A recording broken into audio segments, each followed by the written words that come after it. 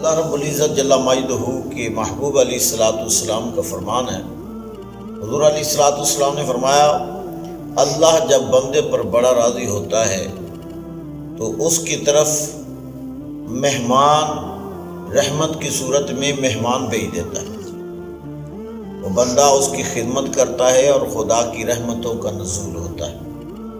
پھر نبی علیہ الصلوۃ والسلام نے فرمایا، جب اللہ اس سے بھی زیادہ اپنے بندے پر راضی ہوتا ہے تو پھر اس کو مالک کائنات اس کی دعا پر رحمت کی بارش عطا فرماتا۔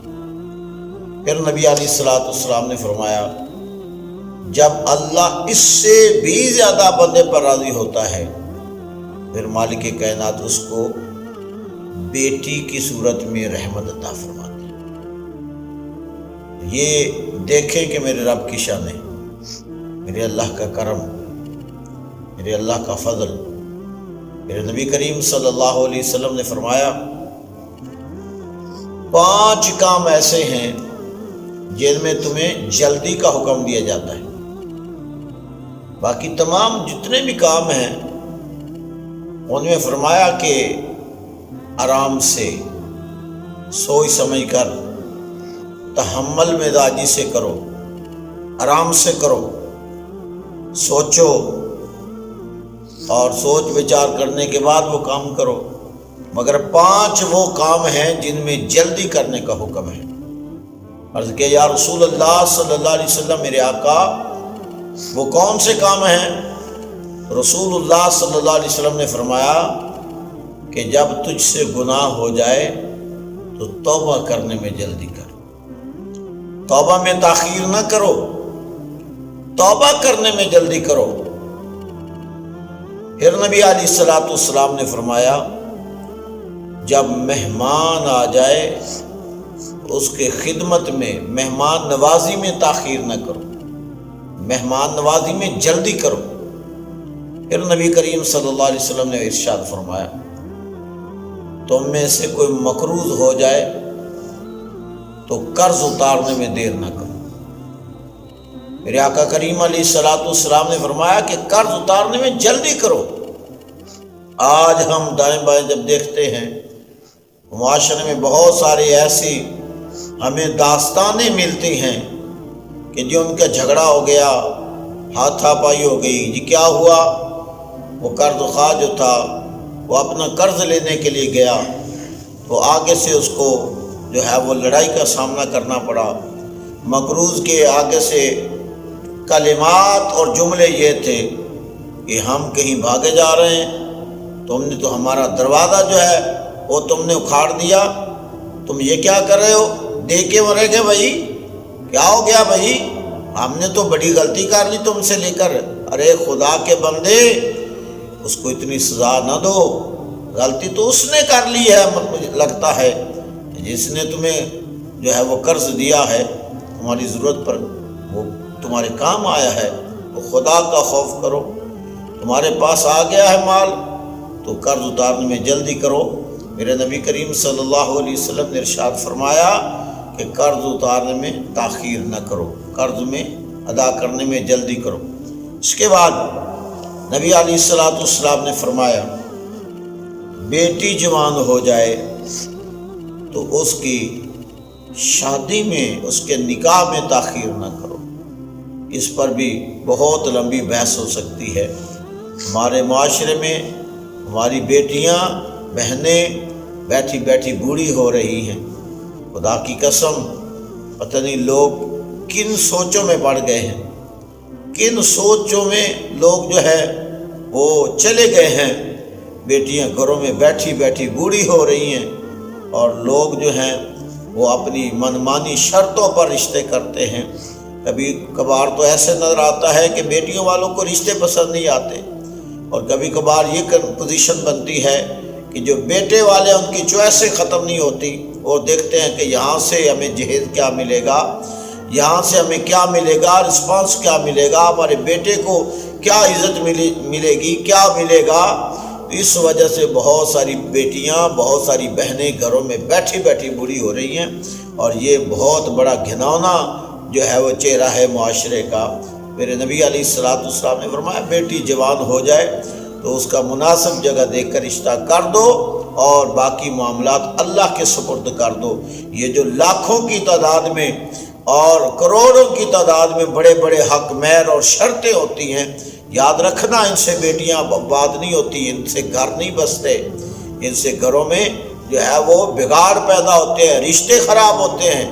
خدا را اس بات پر بھی غور کیا جائے۔ یہ شرطیں شرائط جو آج کل ہمارے معاشرے میں عام چل رہی ہیں، یہ فضولیات ہیں۔ اللہ کی ذات پر توکل کریں اور بیٹیوں کو خدا کی رضا کے لیے ان کی رشتے ان کی شادیاں کریں۔ شرطوں کے ساتھ بیٹیاں آباد نہیں ہوتی۔ اس کے بعد میرے نبی علیہ الصلوۃ والسلام نے فرمایا پانچواں وہ کام جس میں تاخیر نہ کرو، جلدی کرو، وہ یہ ہے کہ جب تم میں سے کوئی فوت ہو جائے، اس کی روح پرواز ہو جائے تو اس کے جنازے میں اس کی تدفین میں جلدی کرو۔ اس پر بھی بہت لمبی بحث ہو سکتی ہے۔ ہمارے معاشرے میں کیا ہوتا ہے، کوئی فوت ہو جائے تو پھر یہ ہوتا ہے کہ دیکھا جاتا ہے، انتظار ہوتا ہے، 2 دن تک انتظار کیا جاتا ہے، یہ بیٹا باہر ہے، بھائی باہر ہے، وہ آئے گا، وہ ہمارے مہمان آ رہے ہیں، ان کی گاڑی خراب ہوگی، ان کا یہ ہوتا ہے، اور میت کے ساتھ ظلم ہوتا ہے۔ اللہ کے بندو، نبی کریم صلی اللہ علیہ وسلم نے فرمایا میت اللہ کی امانت ہے اور رب کی امانت کو جلدی اس کے حوالے کر دو۔ میرے نبی علیہ الصلوۃ والسلام نے فرمایا اگرچہ مرنے والا نیکوکار ہے، قبر اس کی منتظر ہے، اللہ کے قرب میں اس کو جانے میں تاخیر نہ کرو، قبر اس کی منتظر ہے اور اس کی اڈیک میں ہے۔ اور نبی علیہ الصلوۃ والسلام نے فرمایا اگر وہ گنہگار ہے تو تم اس کا بوجھ اپنی گردنوں پر کیوں رکھتے ہو؟ نبی علیہ الصلوۃ والسلام نے فرمایا کہ مرنے کے بعد اس کی تدفین کا معاملہ جلدی کر دو۔ صاحبان وقار، یہاں میں نے ایک جملہ کہا ہے کہ نبی علیہ الصلوۃ والسلام نے فرمایا 5 کاموں میں جو میں نے کہا ہے کہ مہمان کی، اگر مہمان آ جائے تو اس کی خدمت میں تاخیر نہ کرو۔ اللہ کی قسم ہم نے معاشرے میں ایسے لوگوں کو بھی دیکھا ہے عثمان بھائی، ایسے لوگوں کو بھی دیکھا ہے جن کے گھر میں مہمان آ جائے تو ان کے چہرے پر جو ہے وہ عجیب تاثرات ہوتے ہیں، وہ پریشان ہو جاتے ہیں کہ یہ بھی آ گیا اور اب اس کو کھلانا پڑے گا، اب اس کی خدمت کرنی پڑے گی، ہمارے پاس تو پہلے ہی پیسے کم ہیں۔ اور خدا کے بندو تمہیں کیا پتا، وہ تو خدا کی رحمت کی صورت میں آیا ہے، وہ تو اللہ کا فضل تمہارے پاس لے کر آیا ہے اور خدا کی رحمت کی صورت بن کر آیا ہے۔ تم اس کی خدمت تو کر کے دیکھو، خندہ پیشانی سے تم اس کی خدمت کر کے دیکھو، خوشحالی سے اور خوشی دل سے اس کی خدمت کرو، پھر دیکھو اللہ کی رحمتیں کیسے تم پر نچھاور ہوتی ہیں۔ صاحبان وقار، حضرت ابراہیم علیہ نبینا علیہ الصلوۃ والسلام، حدیث شریف میں آتا ہے کہ اس کائنات میں سب سے پہلے ذات ہستی ہے جنہوں نے مہمان کی مہمان نوازی کی، حضرت ابراہیم علیہ السلام۔ حضرت ابراہیم علیہ السلام وہ ہستی ہیں جو مہمان نواز اتنے بڑے تھے، مہمان نواز تھے، اتنے بڑے مہمان نواز تھے کہ آپ بغیر مہمان کے کھانا ہی نہیں تناول فرماتے، مہمان کی تلاش فرماتے۔ جب کبھی کوئی مہمان نہ ہوتا تو مہمان کے انتظار میں خود بھی کھانا نہیں کھاتے۔ ایک دفعہ ایسا ہوا کہ کچھ لوگ مہمان بن کر آ گئے اور گھر میں جو تھا اناج ختم ہو چکا تھا۔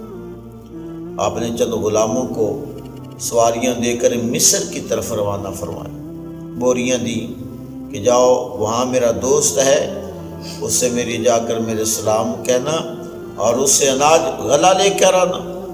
جب آپ کے غلام، آپ کے خادم وہاں پہنچے، اس کے ساتھ سلام دعا کا معاملہ فرمایا اور جا کر حضرت ابراہیم علیہ السلام کا پیغام سنا دیا۔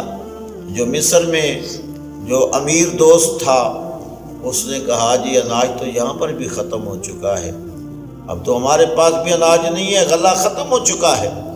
وہاں آپ کے خدام جو تھے ان کو خالی لوٹنا پڑا۔ راستے میں آ رہے تھے تو خادموں میں جو معتبر آدمی تھا اس نے ان کو مشورہ دیا، کہنے لگا مہمان تو بیٹھے ہیں درجنوں اور وہ اس انتظار میں ہے کہ اناج آئے گا، پھر ہماری مہمان نوازی بھی ہوگی، اب اگر ہم خالی جائیں گے تو ان کو یکدم ایک پریشانی کا سامنا کرنا پڑے گا۔ تو لہذا انہوں نے سوچا کہ یہ جو بوریاں ہمارے پاس ہیں، سواریاں بھی ہمارے پاس موجود ہیں، ان میں راستے میں انہوں نے ایک جگہ پر ریت دیکھی تو انہوں نے ان بوریوں میں ریت کو بھر لیا۔ کہا کہ چلو مہمان دیکھیں گے، ان کو تھوڑا سا حوصلہ ہو جائے گا، باقی بات حضرت ابراہیم علیہ السلام خود ان کو سمجھا دیں گے، بتا دیں گے، ارشاد فرما دیں گے۔ بوریاں ریت سے بھر لی۔ جب بوریوں میں ریت بھر لی تو وہ سواریوں پر لاد لی، واپس لے کر آئے۔ ابراہیم علیہ السلام مہمانوں میں ہیں تو ان لوگوں نے جو وہ ریت سے بھری ہوئی بوریاں تھیں وہ گھر کے سیر میں آ کر رکھ دی، اور سوچا کہ مناسب ٹائم میں حضرت ابراہیم علیہ السلام کو بتا دیتے۔ اب ادھر کیا ہوا کہ جیسے ہی گھر میں وہ بوریاں آئیں تو آپ کی جو ازواج مطہرات تھیں، حضرت حاجرہ، حضرت سارہ رضی اللہ تعالی عنہما اجمعین، انہوں نے یہ دیکھا کہ اناج تو آ چکا ہے، اب جتنی جلدی ہو سکے مہمانوں کی خدمت کی جائے۔ انہوں نے جناب بوریاں کھولی تو ان میں بہترین گندم تھی، بہترین قسم کا اناج تھا، بہترین قسم کا، اعلیٰ قسم کا اناج تھا۔ کھانا تیار ہو رہا ہے، حضرت سارہ و حضرت حاجرہ دیکھ رہی ہیں کہ اتنا عالی شان گندم، اتنی عالی شان گندم۔ حضرت حاجرہ نے وہ اپنے ہاتھوں میں گندم اٹھائی، حضرت ابراہیم علیہ السلام کے پاس لے کر آئی، اور خدا کی قسم چہرے پر ایک عجیب خوشی ہے۔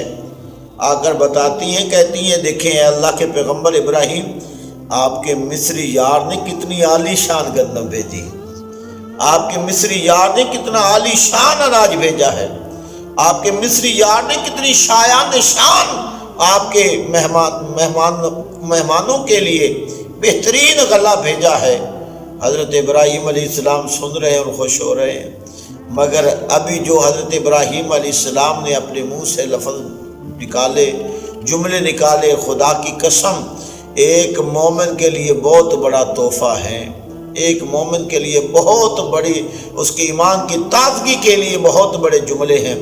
حضرت ابراہیم علیہ السلام سن رہے ہیں اور خوش ہو رہے ہیں۔ حضرت حاجرہ، حضرت سارہ یہ کہہ رہی ہیں، یہ دیکھیں آپ کے مصری یار نے کتنی اعلیٰ شان گندم بھیجی ہے، کتنی بہترین گندم بھیجی ہے، کتنی خوبصورت گندم بھیجی ہے۔ حضرت ابراہیم علیہ السلام نے مسکرا کر فرمایا، حاجرہ و سارہ، یہ میرے مصری یار نے نہیں، یہ میرے عرشی یار نے بھیجی ہے۔ اللہ اکبر کبیرہ۔